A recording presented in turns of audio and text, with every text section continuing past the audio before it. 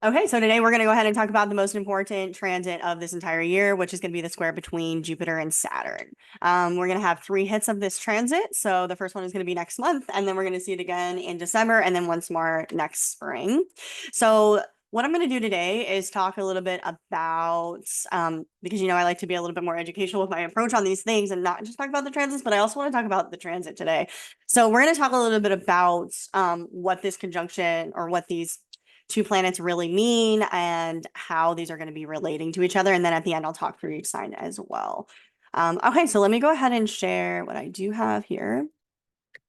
So this is the article that I wrote about this. I'm going to come back to this at the end and I'll share it out at the end of the live also so that you guys can read through it because I do go through each sign and this is sort of a run through of everything that I think will happen to your sign in August, more or less. So we will come back to that. But let's first start here with our slideshow. I love my little slideshows. So we've got Jupiter and Saturn, okay? Clash of the Titans. These two are very important planets in ancient astrology, okay? A lot of the outer planets are not heavily used in ancient astrology, actually, because they weren't discovered. So if you can't see it visibly with your eye in the sky, then they didn't really actually know about it. So Jupiter and Saturn were their most important outer planets that had the most impact in their lives and in astrology. So when these two are involved at all, we know that big stuff is really going down, okay? So the first thing that I actually want to talk about, we're going to go a little bit back in time first, okay? I want to talk about the grand conjunction. So the grand conjunction is when Jupiter and Saturn meet up in the sky, okay? This happens every 20 years. The last time that this happened was at the end of 2020. And you'll see why this is important as I go on, okay? But this last conjunction happened at the end of 2020. And this is considered a major aspect by ancient astrologers. Ancient astrologers looked out for this grand conjunction like a hawk. Like this was very important to them. And the reason for that is because when these two come together, as I said, they create major events, but they also bring about the ability to have our like dreams come true or some major event unfold in our life. Okay. So you'll see a major theme unfold in your life over the course of 20 years, depending upon where this grand conjunction happened in your chart. Now, this grand conjunction happened in Aquarius. So we are switching into very strong Aquarian energy generally for a variety of reasons that I don't have time to get into because I don't want to confuse you guys, but let's just stick with the fact that these two last met in Aquarius. Now, the last grand conjunction was especially significant because every 200 years, they switch the elements in which they most commonly meet up in. Okay. So for the last 200 years before now, they've been meeting up in primarily the earth element. Okay. So I wrote down a couple of dates for you guys about that because I thought that you might find it interesting, the sort of time frames that these really switched elements. So the last time, like I said, the last element that it was in was Earth, the Earth element, and it was in the Earth element from basically like the early 1800s until now it was in the Earth element. And that's really interesting if we think about the things that happened during that time, right? Because during that time, we saw the rise of the Industrial Revolution, the rise of corporations, the rise of factories, all of those things. Thank you, Nia. I'm on a live here as well. If you guys want to see the visuals for this live, go join the Zoom link. It's in my stories. So that time frame, obviously, a lot unfolded there that had to do with kind of Earth-like things. And that is one reason that I say we are going to start to see more and more a shift away from that sort of thinking, okay? Away from the idea of bosses and corporations and and all of those things, okay? We're going to start shifting away from that because now all of these conjunctions are starting to happen in the air element. The time before that, the 1600s, this is rough dates, around the 1600s to 1800 or so, they were meeting up in the fire element. And during that time frame is when we saw the Renaissance. Higher education was favored. There was a lot more travel and connecting to the world and so on and so forth, right? So now that they're all meeting up in air elements, I thought it might be interesting to talk a little bit about the last time that these were meeting up in the air element, which was the 1200s to the 1400s. Okay, so this is technically the Dark Ages, but it's the end of the Dark Ages. So there's that, right? This is a time frame that really started to get us out of the Dark Ages, actually, because this is when we had a lot more cultural exposure generally because of the start of the Silk Road and things of that nature. We also saw the Magna Carta come out, which was kind of like one of the first human right, like group agreement on human rights, right? And then also you might find it interesting to know that paper money was invented during this time as well. And it was actually invented in China. And I just find that really interesting because I think this speaks to a possible major financial shift, as well as we shift to a different type of currency, perhaps a digital one, being that it's Aquarius, right? So just to, that's just to give you guys kind of an overview idea of kind of what you're dealing with these two planets working together. Okay.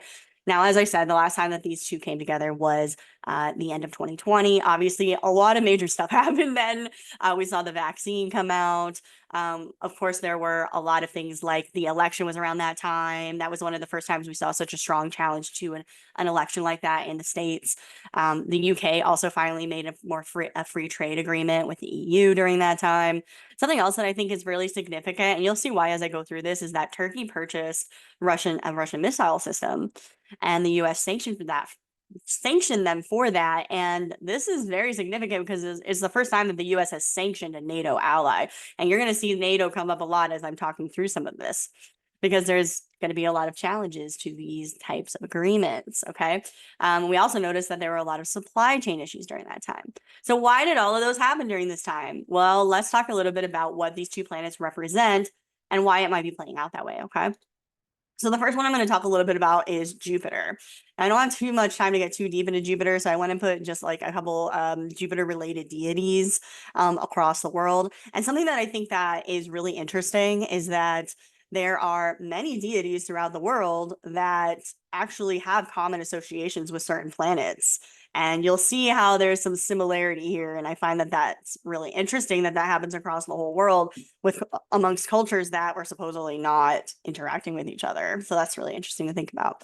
But there are a lot of deities across the world that were associated with Jupiter. One of them is Indra. He's a Hindu god of the heavens, the king of the gods. You'll see that as a common theme. Most Jupiterian gods are like the king of the gods. They're basically like a guardian deity in Buddhism. And I think that's really interesting because Jupiter as a planet has such a is so large that it has such a strong gravitational force that it's actually is protecting the inner planets from a lot of asteroids that come into our solar system. So it is actually literally a protector of of the gods, meaning like the other planets, right? He's also associated with lightning and storms as well. And so you'll see that's very common here because Zeus is another god associated with Jupiter. And what do we all know about Zeus? He's the lightning guy, right? So he's the god of thunder and also lightning to a degree. And he's also painted as the king of the gods, right? While he does get into a lot of trouble throughout a lot of mythology, frankly, like he's always kind of like doing really crazy stuff, he does overcome that in order to he overcomes the way he becomes king is that he overcomes his father basically in order to save his siblings. So it's actually interesting because his father is associated with Saturn. So you'll see what I mean by that when we get to Saturn. But basically, yeah, Zeus overcame Kronos, who is a Titan and represents all of time. And this Titan did not want anybody to succeed him, so he ate all of his children. And Zeus basically defeats him and releases all of his children, which are the 12 Olympian gods. So yeah, again, he's the protector of the realm, right? That's a common theme we see here. Marduk is one of the oldest gods. I love my Sumerian, Babylonian stuff. He's a Sumerian god of creation and judgment. But he is generally associated with wisdom and making decisions for the people. So here's some common themes that we see amongst all of those, right? Jupiter is basically the king of the gods. He's in charge of everything. So he represents a lot of our governmental systems. I have that here in the middle here, right? It represents who is governing, who's in charge, when they're in charge, how they're in charge, all that good stuff is associated with Jupiter, actually. Jupiter can also be associated with teachers or education systems as well as our beliefs, our higher philosophies, as well as general life trajectory, like how we define our borders, who are we aligned with, and where is that ultimately going to bring us? Where is this alignment really going in the end, right? Another thing that can be associated with Jupiter is foreign affairs. So like exports, imports, how we share resources, all of those things. Okay.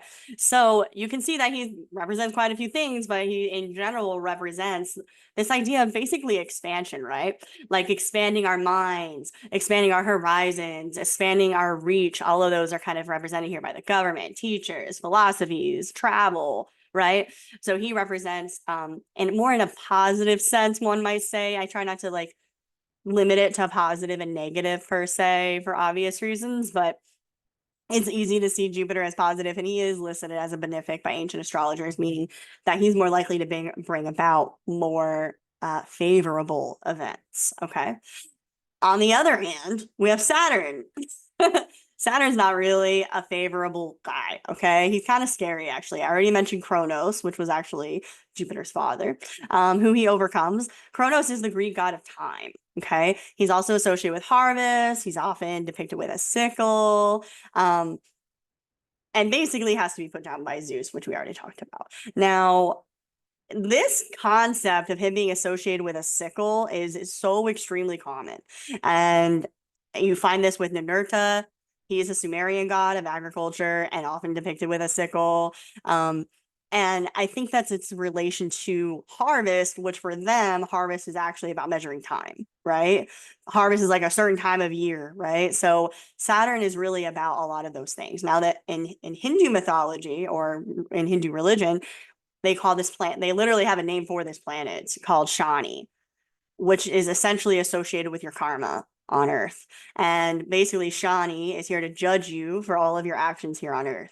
Okay. So Saturn is not necessarily like an easygoing kind of guy, right? Like Jupiter is a cool, fun guy who like wants to, go on a pilgrimage with you and like learn about higher knowledge, right? Saturn, on the other hand, is really more about like the sense of restriction and what our limitations are in life. That's like the main thing that I want to get across about Saturn, actually, is that he's really about our titles and where we are separate, right? That's kind of what time is about, if you think about it, right? Like time is like saying, okay, it's 1 o'clock now, it's 2 o'clock now, and that energy of labeling things and separating them and setting that boundary, that's what Saturn is ultimately about at his core. So that's why I said the first thing I would name for him is boundaries, right? He creates the separation between things so that we know what's what, so that we know what's next and what we're not meant to be doing, okay? So try not to think of Saturn in a completely negative way, right? Because he's really ultimately there to help you succeed even better by understanding your limitations, by understanding where do you need to set a boundary on something, right? Where do you need to say is enough about something? And also, where do you need to limit something or cut the fat on something, right? Again, it's easy to see Saturn in sort of a bad light for that reason, but think of it like Saturn is saying more, this is what you need to get rid of to be your best self, right? So if you think about like a plant, if there are dead leaves on a plant, right, and you water the plant, then the rest of the plant will suffer because the water is not going to get to it's going to spread out amongst also the leaves that are already dead, right? So that's why you need to prune your plants and cut off those dead leaves so that the water goes to where it needs to go and the plant does better overall. See where I'm going with this? So that's what Saturn is here to say, is like what leaves need to be cut, basically. As I said, Saturn does represent karma. So wherever Saturn is in your chart is a really strong representation of your karma here on Earth, actually. So he's kind of about like reaping what you sow and things like that. The whole concept of karma is a lot deeper than that. I'm majorly boiling it down for our context today, but I think you understand where I'm coming from, hopefully. Saturn also represents our responsibilities, meaning like the burdens that we have, and also think of him like just about all the mundane things that you have to do in life, okay? Like your social responsibilities, your duties in life, paperwork that has to be done, all of those kind of like mundane, annoying, I think they're kind of annoying, but all those things that we need to do in life in order to actually be successful, Saturn represents those things, okay? So it can feel like he's bringing us challenges, but in reality, he's there to sort of say, like, this is what you need to do in order to achieve and reach your greatest potential. All right. So what does that mean for us now? Because I'm talking about ultimately a conjunction that happened 4 years ago. Well, this is the first time that these two are coming into a square together right now. And this is very important because it's going to bring up the themes that we actually started 4 years ago. Okay. It's going to bring that back up now. And it's going to bring it up in a sort of tense way. Okay. I want you to think of this like Saturn square Jupiter is almost like the first quarter of a moon phase. That's why I put the moon phases here. So you see how like a new moon is basically what a conjunction is. It's when these two are together. When the sun and the moon are together in this chart, that is a new moon. Okay. So then when they separate and the sun is, here and the moon is here, they're sort of catty corner or 90 degrees away from each other. That would be like a first quarter moon, right? That's like when it's first coming around. Think of it in that context. That's what's happening now. Okay. So Saturn is this T symbol, and Jupiter is the one that looks like a 4 here. 4 years ago, these two were together in conjunct like a new moon. But now you can see that they see this red line between them. That is saying this is a 90-degree angle. This one's 17 degrees of Gemini and 17 degrees of Pisces. So these two are in an exact square with one another. Okay. Now, again, they are going to hit several times because of retrogrades. But I just want you to think about it so this is a process that's happening, but think about it in the context of like a first quarter moon, right? In ancient astrology, a first quarter moon was a suggestion of, building up to something else, a crescendo, if you will, the full moon, but also bringing about sort of tensions and challenges around something in order for us to have an opportunity to grow more. So it's almost like you're reaching a point of growth where now you're hitting the walls. Think of it like that. You started something 4 years ago and you might have been, but now it's grown to a point where it's like, it can't coexist anymore, if that makes sense. And I see that manifesting in a lot of ways. I mean, look at the elections is a pretty good example of that. So, a conflict that started 4 years ago is now reaching a point that something has to be done about it, obviously. Like, it can't really go anywhere now. That's the energy that we're going to experience in our individual lives as well. Okay. And I'll go through what those are when I get to the signs as well. But essentially, this aspect is going to bring challenges and restrictions, Saturn, to our Jupiterian stuff. Okay. Which, if you recall, is like many, many things. But think of it just overall as like your optimism, your dreams, and your goals, like what you're really trying to go to, what you really believe in. It's going to bring a lot of restriction to those areas in general. So I do want to jump into the article and talk about a few points in here I thought were interesting before I dive into the signs. But let me know if you guys have any questions. I do want to leave it as open as possible for that. I think there's a chat as well here in Zoom. So if you guys want to put it in chat, if you're shy, that works too. I'm cool with that. Okay, so as I said, there are a few things to kind of look at here. In the end of December is when the major conjunction ultimately happened. That's when we had a huge paradigm shift, obviously due to COVID and many other factors, right? Now, the biggest shifts that you're going to be doing over the next 16 years now is all going to be in Aquarius, okay? Now, is all going to be related to Aquarian stuff for the most part. This is going to bring about some major reality checks for us. And basically, you're going to experience your faith sort of being tested at this time. Because remember how Jupiter is about our faith, basically, right? You're going to have your faith really tested during this time. And I just want to really get across, and I'm sure I'll say it a few times, that it's really important that we understand that these tests are coming forward in order for us to ultimately succeed. Okay, because it can be really easy to get into our heads about these things and become sort of disheartened about it and want to like give up on the whole thing. And I really, really encourage you guys to not do that, because once this is over 10 months from now, according to ancient astrology, you'll have amazing payouts in your life. Okay. You will be able to meet amazing goals will unfold for you if you get through these months. Okay. So, the biggest themes that I think are going to be tested are basically our faith and our general goals. Okay. As well as our beliefs. I think a lot of people are going to be swinging back and forth from like optimism and pessimism. Because Jupiter's optimism, Saturn's pessimism. So we're going to be like, really feeling really good about it one day. And then the next day we're like, oh, well, it's not possible. I give up. I don't know why I'm even trying. You're going to swing back and forth between those two extremes. All right, Amber, hello. I have to say, I have been feeling it the last 2 days, especially. I'm like, as you know, I'm more optimistic, and then I'm like, ah. So I hear ya. I just Me have to too. say, I feel it. Yeah, definitely. Just know that it's just in there to say, like, how can you bring these dreams to reality? Okay, you know what I mean? That's a way to really see this transit. Because again, if we don't know that or we're not thinking about it that way, it is easy to be like, why is this feeling coming in? Maybe it means that it's not possible. That's Saturn energy there. Okay. Saturnian energy is going to come in and say, how do you make this possible? All right.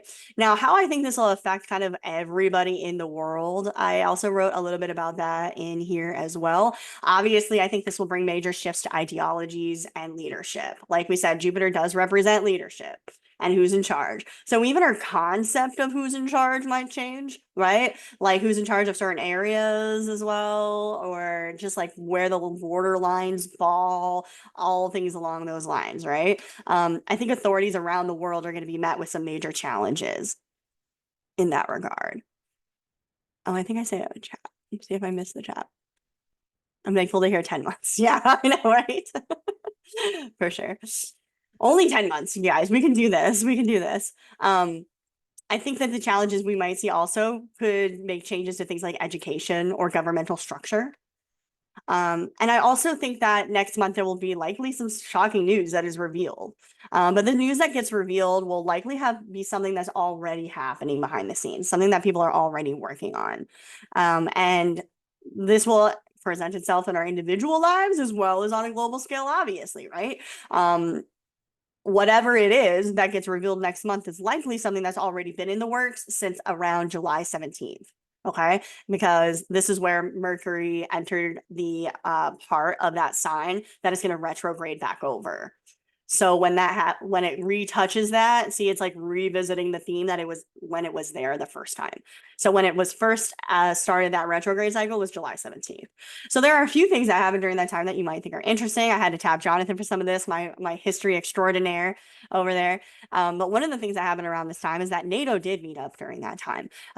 Obviously, all the world leaders of NATO go to those meetings, but we don't know what actually happened in the majority of that meeting because it is not allowed to be broadcasted. So see how there's a little bit of level of secrecy there. What we do know is that there were major changes made at that time to the types of weapons that they were willing to give to Ukraine during obviously the ongoing conflict happening there with Russia. And this is actually a lot more significant than people think. And it's interesting that we never really see this talked about because Putin made it very clear that he would consider himself to be at war with NATO if they did that. And they went ahead and did it anyway. So we're going to see what happens with that. They also did decide to deploy more troops and resources to other regions that are bordering Russia at that time. That's all we know. Those are some of the only things we really know about that meeting. There are probably a lot of other things that they decided on that we don't know anything about, right? Also, during that time, Netanyahu, obviously in Israel, was planning to visit DC around this time, but he decided to postpone it because there was a drone attack in Tel Aviv. This is very significant because it's the first drone attack that actually has reached Tel Aviv since the beginning of the conflict with Palestine. So this speaks to like an increased sense of danger and aggression within this conflict. So we will see how those things play out. But do know that part of where I'm coming from with this is that Mercury will be squaring off with Uranus next month. Okay. Now it's actually done this already, but it will be happening 3 times. The first time was on July 21st, which is the day that Biden withdrew from the presidential election. The second time is going to be August 18th. And then there will be one more time on September 7th. So again, this suggests that perhaps some unexpected news will come out during those times. With all that said, I'm going to get back through some of the signs and kind of how I think this square is going to affect you in relation to the conjunction. But just know that as far as our personal lives, to really try to stay focused on whatever your goals are, because whatever is coming in isn't meant to throw you off into the sense that you fail at doing this. It's really meant to, it can delay the results that you're really looking for. And that can make it start to feel like it's impossible, but it's actually not that it's impossible. It's that that's always what he does. He always delays and slows things down so that we set down stronger roots and perfect our whole process. So do not give up. If there's any one message I want to give across is like, don't give up. Keep fighting for it because at the end of the 10 months, you will be rewarded with that.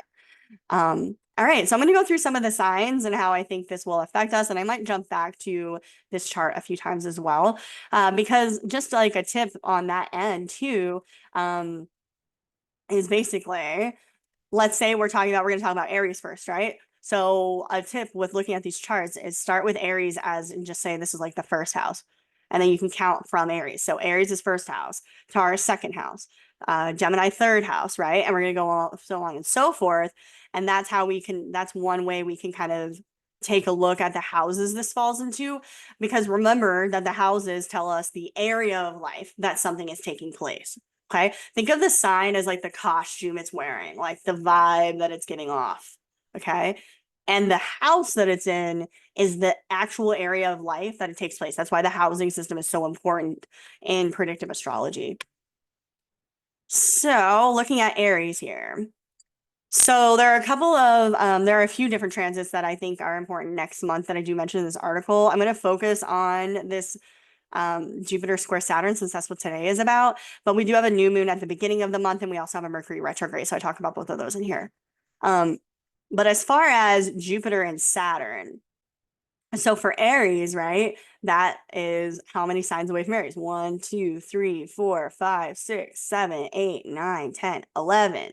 So this means then that the grand conjunction at the end of 2020 happened in their 11th house, right? So this begins a very long process that is going to be shifting their general identity, okay, as well as the groups that they are a part of, who they are aligned with, who they are working with. The seventh house can also be about like your ultimate highest goals and gains in life too. So they're going through a big process of like reconsidering who are my friends and where do I really belong and all of those types of things. Okay. Now, this is shifting the way you're going about your dreams and massive gains in life. So, but right now, these two are going to be squaring off from their third house to their 12th house. So again, this thing that started 4 years ago is going to reach a point of tension, right? Now, the way this tension is likely going to play out for them is that Saturn is going to be bringing into question the progress that they have made in some way. Okay, with Jupiter in Aries third house, this is sort of bringing about a lot of progress and opportunity or desire to have progress and opportunity in things like sales, learning, travel, speaking. They are sort of in this position where they want to speak and say a lot of things. Okay. But with Saturn squaring here from the 12th house, this is sort of bringing up a lot of self-doubts for Aries. Okay. So self-doubts about your thinking process, about the projects that you're working on, about the people that you're with. Just know that any of the delays and blockages that you're experiencing, if you're in Aries, is actually really about these 12th house matters. This is what Saturn wants to bring your attention to take care of so that you can move forward. And the 12th house is all about like the things that we don't see about ourselves, but other people see. So basically like our self-sabotaging behaviors, the things that are kind of happening in the background, our subconscious minds, our connection to source, all of those things. So basically Aries could just have, that's the best way I could describe, like boil it down for them, is I think they're going to have these like self-doubts and self-limiting beliefs that are coming into question and making them feel like, maybe I shouldn't speak out. But really what it's there to do is have you look at that more in depth, right? Now looking at Taurus, for Taurus, the conjunction for them happen in their 10th house. So this is the house of like our career, our reputation, worldly responsibilities, right? So if you have a major Taurus placement in your big three, then you started a 20-year-long mission regarding those themes. Okay. So 4 years ago, they might have started some type of project or at least be thinking like, what do I want to do with my life? What kind of career do I really want to have? How can I, thinking about their reputation in the world and just like long-term goals, right? So now this new direction they have taken is going to be basically challenged, right, by Saturn here over the next 10 months to ask them to take it more seriously. Now, Jupiter, in this case, Jupiter for Taurus is in the second house, right? And Saturn is going to be in the 11th house.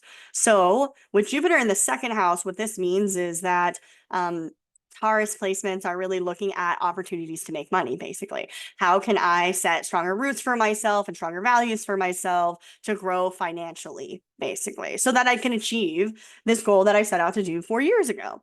However, they are going to sort of have this reality check or these limiting beliefs come in that probably come from their friends, their social networks, and their social responsibilities. So this can sort of look like Taurus saying, "Oh, I have these really great ideas and I want to go out and try these things." And like maybe their friends are like, "Oh, are you sure you could really do that? Or is that really possible?" Or like, "Well, what about all of your social responsibilities? You're supposed to be like, go to this club and then what about the PTA meeting?" You know what I mean? Like stuff like that. It's going to come off like stuff like that. But it's basically there to test how practical your dreams are.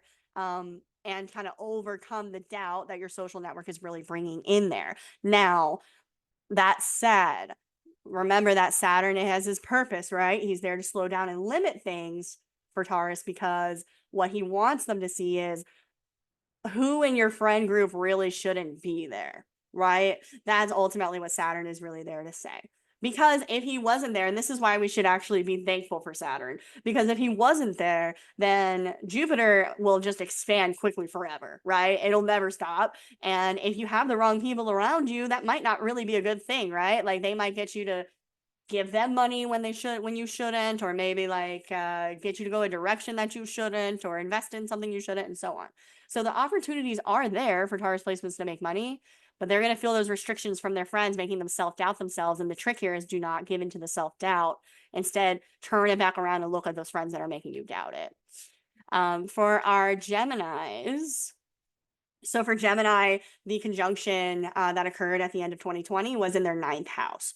So that started a long 20-year-long process in regards to their belief system, their education, and their general life trajectory. Okay. The 9th house is like, basically, they call this house the house of the voice of God, which sounds very epic, but it's really saying what is it that you're ultimately going to, okay? Connecting to sort of that divine knowledge, okay? This is why I associate with like very high-minded thinking, like philosophies, pilgrimages, priests fall into this realm, or anybody that's sort of like a spiritual advisor would fall into this realm. Okay, so it's a very spiritual house, but it's really about kind of like our ultimate beliefs and direction in life. Okay. Now, this is again is a 20-year long process that's going to unfold for them.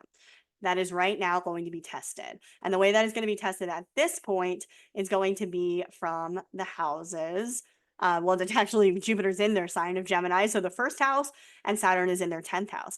The signs that are really actually going to feel this the most, by the way, this square, are our mutable signs. So Gemini, Pisces, Virgo, and Sagittarius are going to feel this one the most. So Gemini is one of our first ones we'll talk about that's going to feel this very heavily. But with that said, with Jupiter in their first house, they may feel like, a lot of energy and very excited and ready to go about their goals and go and do what they need to do and be out there and be seen by people and be respected and all of this kind of thing, right? But Saturn in their 10th house is where their self-doubt's going to come in, has to do with pressures about their reputation from people that are in charge. This could be leaders or bosses, or just like their work situation. They're going to have, and sometimes it's parents, like fathers especially, might come into this situation, right, and say like, "Whoa, slow your roll. Like, who do you think you are? Like, you think you're so great? You're doing all this stuff over there," and just kind of like actually kind of hurting their self-esteem, frankly. But this is again because he wants Gemini ultimately to slow down and really think about, what are they listening to the right leaders, right? Like if they're again, this is a situation, turn it around, right? The people that are coming into this situation and making you sort of doubt this really is actually a clue that you should turn around on and say, should I really be working here? Am I the right fit for this place? Forget about them saying, are you the right fit for them, right? That's what they're getting at, is like, are you the right fit for what I want you to do? Gemini, you need to turn around and say, well, you know what? Maybe I am. Maybe you're right. Maybe I'm not the right fit for this job. Maybe I do belong somewhere else. Or maybe I shouldn't listen to that parent. I'm such a bad influence. Maybe I shouldn't listen to that person or whatever, right? Those are the things that you really need to question yourself and really focus on your inner authority as opposed to like your outer authority. Okay. So for Cancers, this Jupiter Saturn conjunction at the end of 2020, and remember, you want to think about all your big three, especially your rising and sun sign, but also a little bit your moon sign. It affects you internally if it's your moon sign more so than anything else, though. The outer effects are definitely more like rising and sun. So Jupiter Saturn conjunction for Cancers happened at the end of 2020 in their 8th house. That's a pretty intense house to have it in, okay? This started a 20-year-long process, which will bring about great manifestations regarding 8th house themes like psychology, the occult, secrets, joint finances, and who you can really trust. So Cancers really do be going through it because they are having it revealed to them who they can really trust and who they can't really trust. And not just people, but even like any kind of paradigm, right? Like maybe it's a country or a governmental system or an education system, whatever it is, right? They are going to ultimately be very empowered by the end of this transit, right? But this is going to take a long time for all of this to unfold. Right now, what they're going to be tested on has to do with Jupiter in their 12th house, and Saturn is squaring from the 9th house. Okay. So Jupiter in the 12th house is actually a really cool transit to go through. And it's even cooler if you're having a natal chart like Jonathan, but I don't have that. That's okay. But when Jupiter goes through the 12th house, it brings about a really strong sense of your spirituality. Okay.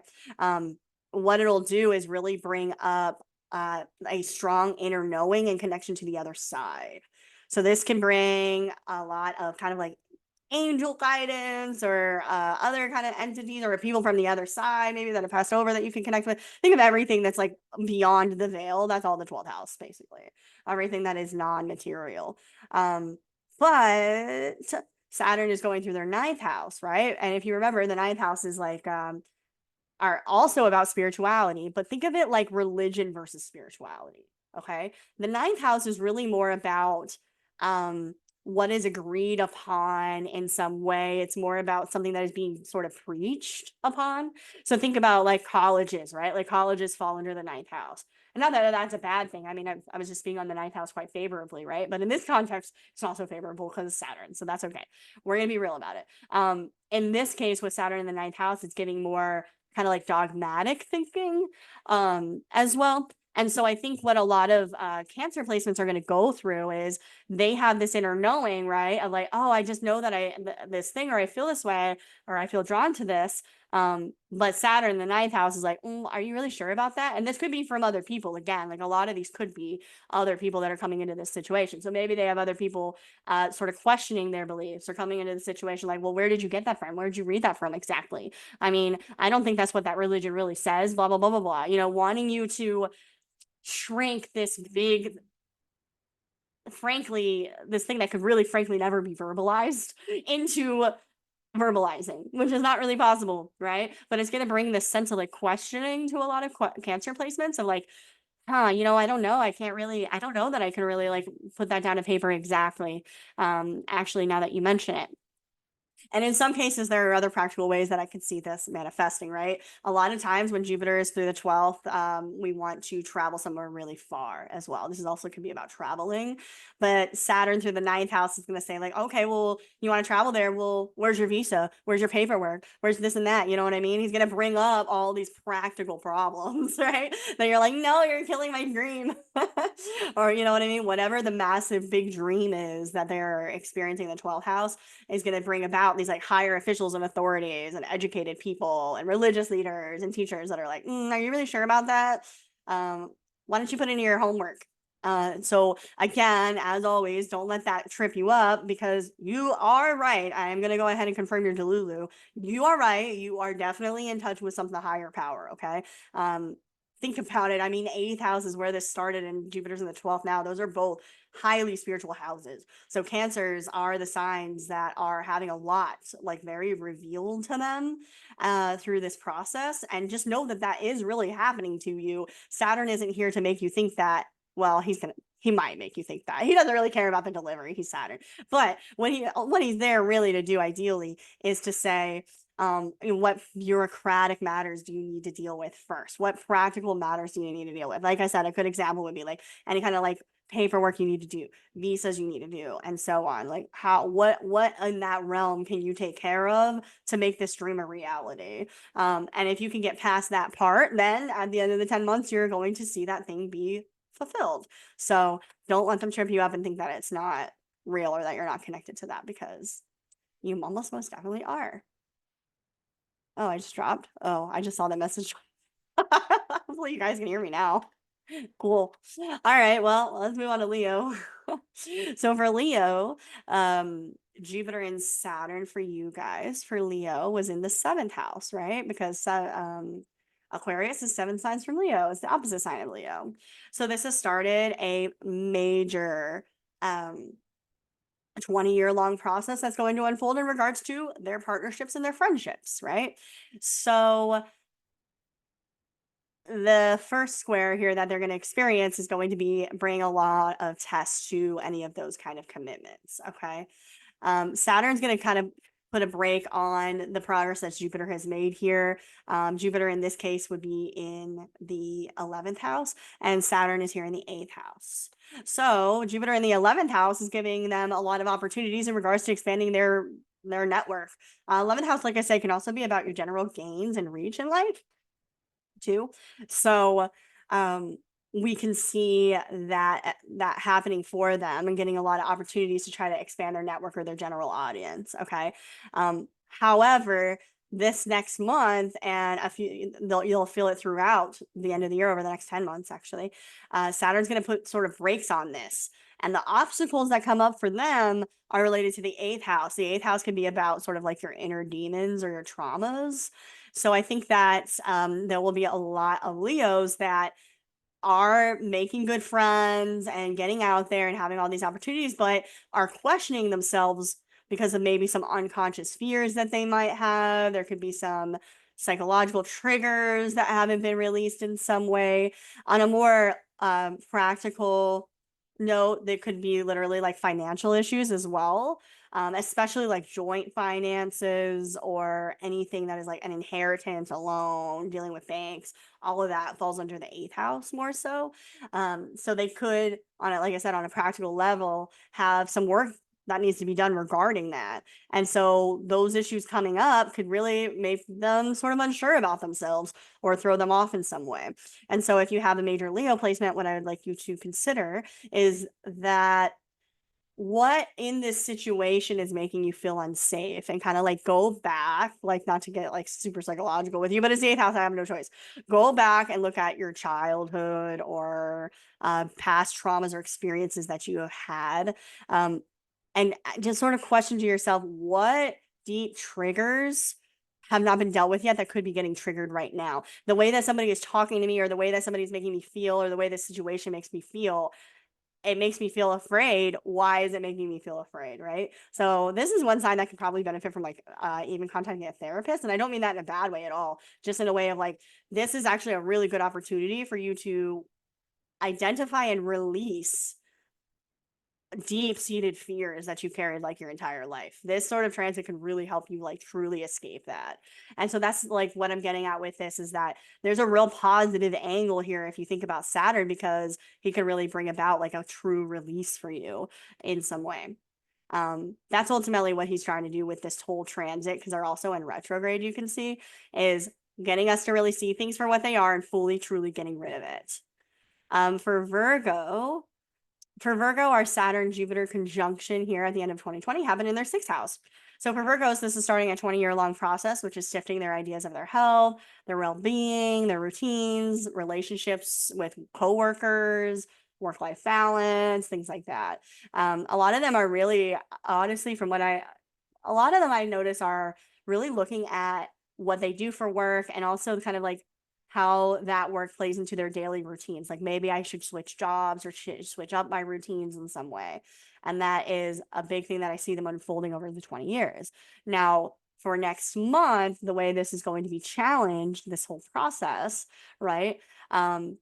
Looking at Virgo here, we see that the Jupiter is in their 10th house and Saturn is in their 7th house. So Jupiter in their 10th house again, very work related for our Virgos here, is they're saying, they have this feeling of optimism in regard to their career. What kind of job can I have? How do I succeed? And all of these things are the things that they're feeling optimistic about and want to see progress in. However, they're going to experience that Saturn challenge from their 7th house, which is the house of relationships. So for a lot of Virgos, they're going to actually have people that they're partnering with. It might not be a romantic partnership. It could also be like a business partnership or many one-on-one relationships in which you have a lot of close contacts with going on, or a lot of agreements, I guess is what I should say. The 7th house is really the house of like our agreements, basically. So there's going to be people in those realms that are really questioning their career goals, basically. So for example, let's say you have a career goal, you might have a business partner be like, well, is that really possible? I don't know that we can really do that. Or maybe you want to shoot for a better job, but your spouse is like, I don't know, is that really a good idea? Maybe you shouldn't, maybe you wouldn't get that job. Those kind of negative thinking, that kind of negative thinking can come out through their relationships quite a bit. Now, also know that the 7th house is the house of like the law, paperwork, things like that. So it could also be on a more practical sense that they are looking at expansion opportunities in regards to their career. And Saturn is really saying, like, you need to double check your paperwork or double check the agreement that was made in some way. Maybe they started a career recently or got a new client or something that was going really well, and now Saturn's coming in like, oh, this client's not happy anymore. Maybe they need something reworked or redone or what have you. Those are the kind of things that I see coming up for our Virgos. So I think there can be a lot of questions on agreements, business contacts that put a lot of pressure on their business goals. And what's important about that we want to know is that is making them question themselves, right? But this is, again, remember, going to say it over and over, this is a test of your faith, okay? This is not to say that this is impossible.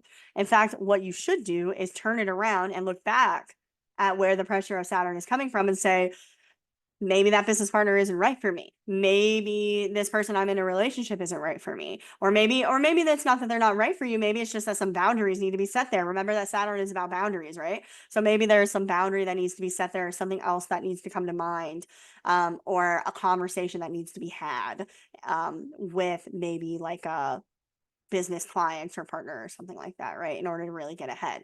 But again, just know that you ultimately are going to achieve this. This is just here for you to kind of recognize what is getting in your way so you can get rid of it. For our Libras, for Libra, the Saturn Jupiter conjunction at the end of 2020 was in your 5th house, which is the house of a few things. It's the house of our children, and it's also the house of our business. So they started a 20-year-long process at the end of 2020, which brought a lot of shifts in regards to those themes. So over the course of 20 years, a lot of Libras are going to start businesses over the course of the 20 years if they haven't already started it. I think a lot of them will. But this could also be themes around children as well as like romantic dating. Think of like the 5th house as more so being about like our creative energy, right? So a business comes from that same creative energy, as does children technically come from the same creative energy. Being in that kind of headspace is what they're going to be dealing with. But the squares that they're going to be going through over the next 10 months are going to be in, let's see, so Jupiter is in their 9th house and Saturn is in their 6th house. So Jupiter in the 9th house, right, is making them very optimistic. They could be having a lot of desires or getting a lot of opportunities in regards to like travel, new classes. I love Jupiter in the 9th house because you just feel like, oh, so much is possible. I can do so many things.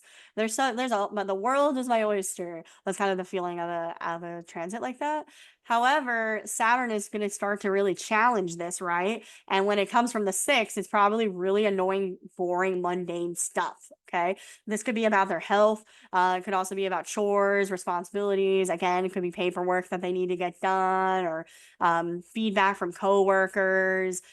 Just this sense of like, oh man, maybe I was wrong about all those things that I thought I could go do, because look, I have all of these mundane responsibilities. How am I going to go travel the world when I have to wash these dishes or something? You know what I mean? It's like all these annoying little chores keep coming up for them. Or I want to take this class, but I have to watch my kids all the time or something. Like, it's giving that. So again, with this case, you can feel let down by others in those ways. I also think it could be a minor betrayal for some of you guys, just because the sixth house could be associated with that. But it can make you feel very disillusioned with something that maybe you've been aligned to in the past. Okay, the ninth house could be about what you are aligned to. So you could become disillusioned with like a leader of some kind, maybe some belief system that you've been aligned to as well. I'll give you one way that I think that this could play out. Right, is like I could see Libras being like, oh, I really believe in this really cool, I found this really cool belief system 4 years ago. And I'm really going to follow that. And now that this Saturn square is happening, they're like, oh, maybe they were wrong about that. And if they're wrong, then maybe this whole path is wrong. Maybe I don't really believe in this. And what I want you to know is that actually this is not saying that, right? This is saying that there is something about your mindset that is there to be addressed so you can get past that. Now think of all these annoying little sixth house things coming up as just a way to sort of slow you down. And the point of slowing you down is to really, truly, deeply reconnect with what it is that you're trying to do and where you're going, and really get it in your bones why you're doing it. Because 10 months from now, you're going to get an opportunity to do it. And the universe really wants you to be absolutely sure that that's what you want to do. So that's why this is going to be tested so much, because there's probably something about the trajectory that you'll end up changing some details on over the 10 months as a result of things that come up over the course of 10 months. There's probably something about like your daily life and your routines and work-life balance and things of that sort that really actually do need to be brought up in your mind as you make your decisions and as you make more detailed decisions about wherever it is you're going. I think a lot of Libras will travel too, being that it's the ninth house. So it also, in this case, they could be kind of similar to Cancers, right? Where it's like, oh, you want to go to this foreign country? Well, what about your visa? What about your paperwork? Like all of that kind of stuff is coming up for them. For our Scorpios, the Saturn-Jupiter conjunction at the end of 2020 for Scorpio happened in their fourth house. This is the house of home and family. That's a really crazy place to have it too, by the way. Because it's going to basically cause a 20-year-long process where they majorly shift their ideology in regards to their home life. For a lot of Scorpios, that's going to be about like their home country, their family life, how they grew up, their inner psyche. All of that has been brought up a lot for Scorpios over the last 4 years for them to sort of examine it and determine what changes they want to make in those areas so that they can build a new foundation for themselves. So I think a lot of Scorpios are making massive shifts when it comes to their home life, okay, and how they have a family. Now, that said, over the next 10 months, the Saturn-Jupiter squares that they'll be experiencing is Jupiter in their 8th house and Saturn in their 5th house. So Jupiter in the 8th house is bringing a lot of optimism and opportunities for Scorpios in regards to how much they believe in themselves, support from people that they really trust, even joint finances for many of them. It's really bringing them a really strong desire to connect more deeply with others as well, which Scorpios obviously already tend to do that. But with Jupiter here, they really are looking for like, who can I trust? Who can I really like blend with, right?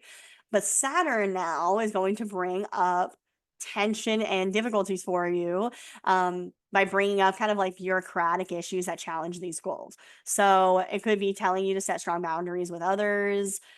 Basically, I would say with Saturn in the 5th house, Saturn is like, okay, but is it really a strong expression of you though? That's like kind of the challenge that's coming out. It's like, okay, you want to trust this person and really blend with them, but are they, good for your kids or something like that, right? Like I could see it, that's one way I could see it manifest. There's a lot of ways it could. These two are also houses that are money related as well. So a lot of Scorpios are going through a lot of like kind of like financial stress as well.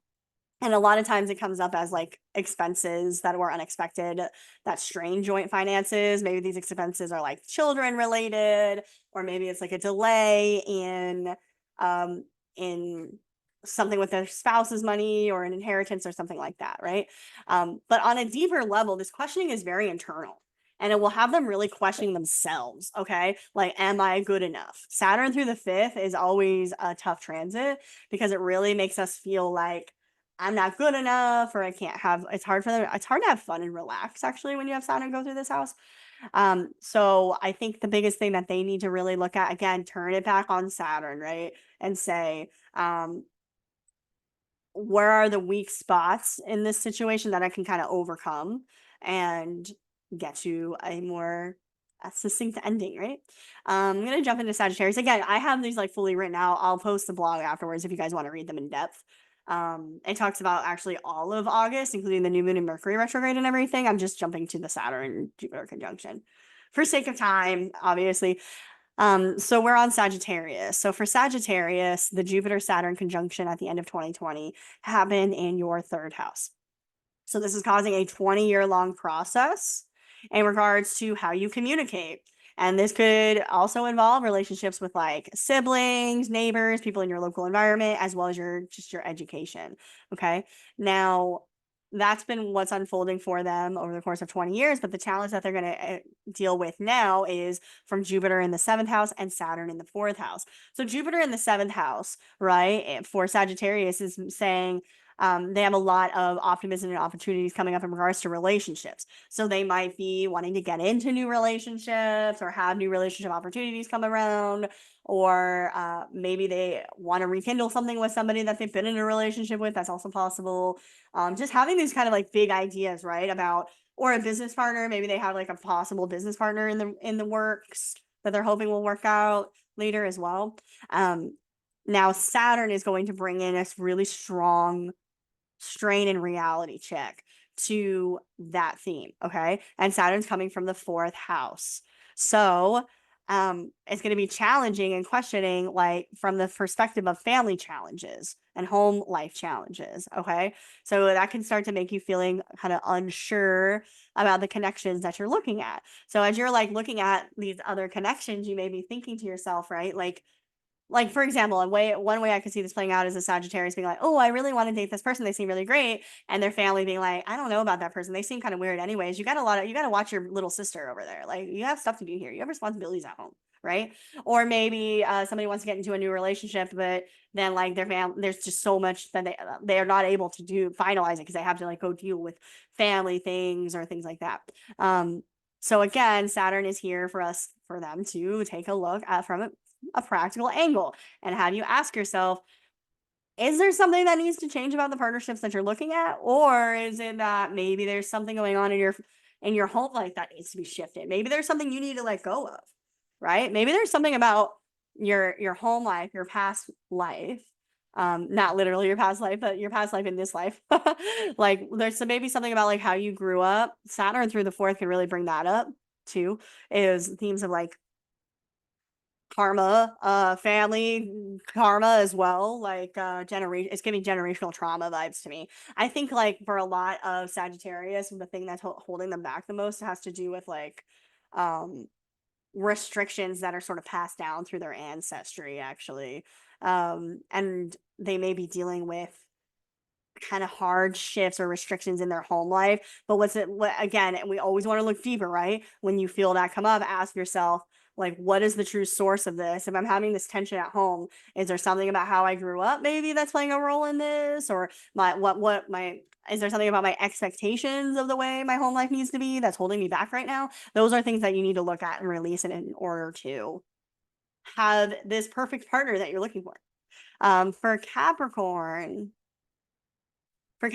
their Saturn Jupiter conjunction at the end of 2020 was in their second house. So this is starting a 20-year long process of shifting and bringing massive changes to their finances and how they make money. And on a deeper level, what you value. Okay. What's important to you is represented by the second house. And actually, one thing that's often not talked about is that the second house also represents family. But family in the sense of kind of like tradition. The fourth house is more like emotional in a way, whereas the second house is more like the practical family. Okay.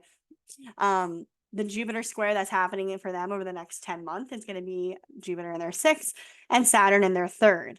This can bring a lot of self-doubt to them because of negative thinking. Okay. Saturn through the third can bring about a lot of self-doubt, negative thinking, And honestly, on a big practical level, I think the issues that come up will be because of details that they've missed. Maybe they've been sort of like tricked even in some way, or had something unexpected happen that they kind of didn't see coming. Basically, this is like emphasizing issues around documents, administrative matters. This could be a big stressor for a lot of Capricorns during this time. Jupiter in the sixth is giving a lot of optimism and opportunities regarding their work life and their health. They may be excited about making changes to their routines or getting useful advice in those areas. But right now, Saturn's going to challenge that and slow that down a bit. So this could again be about all of those kind of like nitty gritty details, Saturnian stuff, like lawful issues, paperwork, and all of that. But really you want to watch out for negativity. Now, for a lot of them too, that negativity is coming from like siblings, cousins, family members, neighbors, kind of like those that are local to them. So do not succumb for our Capricorns. You know, Capricorns are kind of already can be like negative thinkers. I love you guys, but it's so true. So I think this transit is really hard for you guys. Try not to succumb to the negativity that is around you, because I think there's a lot of Capricorns that are like, I have really big dreams in regards to these things I want to do, and maybe that's work or some project or something, right? I think a lot of Capricorns are going to have like siblings or neighbors or somebody that's like, oh, I don't know, is that really going to work? Have you thought about this and that? Blah blah blah blah. And that's going to really work on a Capricorn because they already do think negatively. So try not to give into that, and just know that these things are coming up in order for you to recognize them and eliminate them. Okay. So try to avoid negative self-talk. That's for my Capricorns. And if you know a Capricorn, give them a hug, because I feel like they probably have a ton of negative self-talk right now. Aquarius. For our Aquarius, Jupiter Saturn conjunction at the end of 2020 was in their sign of Aquarius. So this started a 20-year long cycle in which they are completely reinventing themselves and stepping into their own power. Aquarius is a very important sign for a while here. I'm sure you guys all heard we're moving into the age of Aquarius. That is true. I mean, there is definitely controversy amongst astrologers as to when that timeline really is. But I think what's certain is that we are becoming more and more into Aquarian energy due to all the transits that are happening, and obviously this is one of them, right? So a lot of Aquariuses are being called into these sort of positions of leadership in some way, but it's really challenging and changing their sense of identity as well, I find, being that this has happened in their sign. And they are the ones that are having like kind of the biggest changes and challenges coming up for them in general, really, to be honest.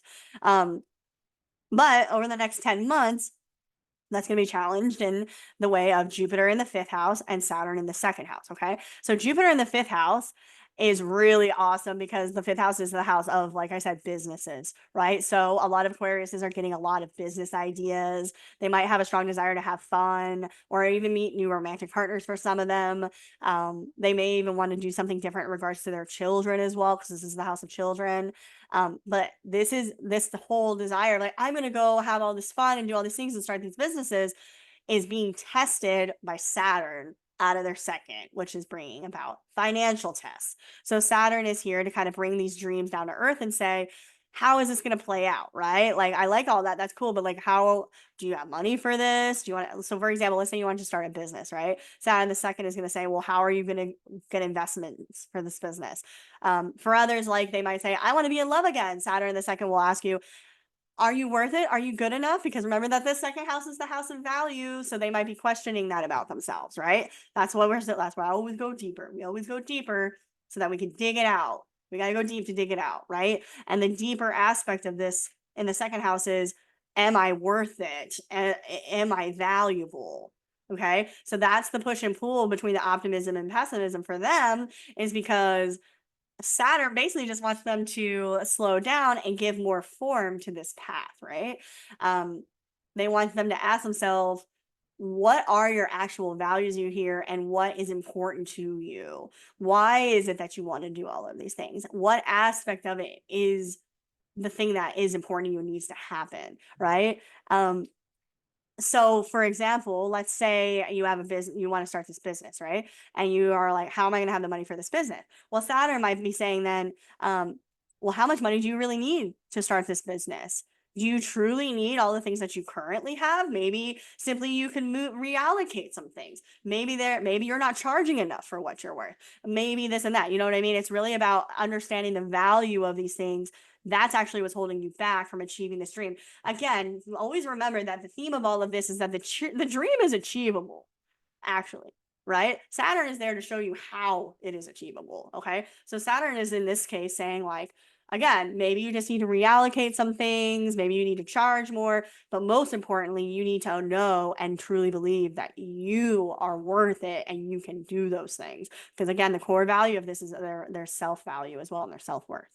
So don't lose faith. You guys are gonna get there. Pisces, I'm gonna end on Pisces. For our Pisces, Saturn Jupiter conjunction at the end of 2020 happened in their 12th house. Okay. This is starting a 20-year long process, which is shifting their inner psyche and their connection to the other side. So for them, a lot of them are going to have a lot revealed to them in regards to like their own self-sabotaging habits, identifying sort of secret enemies or people that they thought were for them that actually kind of aren't for them. And it can really shift their spiritual beliefs in a really big way.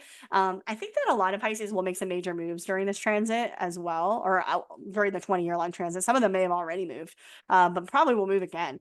Ultimately, this is about a global dream, though, okay, for Pisces, because the 12th house is about what's bigger than us as well. So for a lot of them, the 20-year long process that's unfolding is actually something that they're going to do that's going to impact the world at large.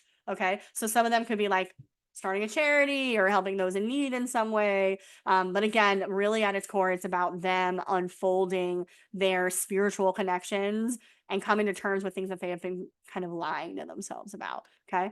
So over the next 10 months, the part of this process that they're going to go through is Jupiter in their fourth and Saturn in their own sign of Pisces. Okay. So Jupiter in the fourth may have them wanting to make changes to like their home life, right? So maybe they want to build new foundations or start a family or be able to buy a house or something like that, right? They're sort of in this optimistic phase, or what they want to achieve has to do with all of those things. But Saturn is going to check them hard from their own sign. It's going to make them, I think Pisces is actually more responsible than usual while Saturn's going through their sign. I think Pisces is usually a sign that like struggles coming down to earth and like facts. I get it. Like same. But I don't want to be hurt either, Pisces. I totally understand. But Saturn and Pisces is definitely making them harder on themselves than usual. So Saturn in this case is going to be hard checking your dreams from the sense of what limits are you putting in your own way, right? What is it that you are doing that is preventing this from truly like transpiring? Also, I think some of you guys are going to deal with other people sort of being negative about you too. So try not to give into that kind of negative thinking, right? Of other people being like, oh, I don't think that you could do it or something like that.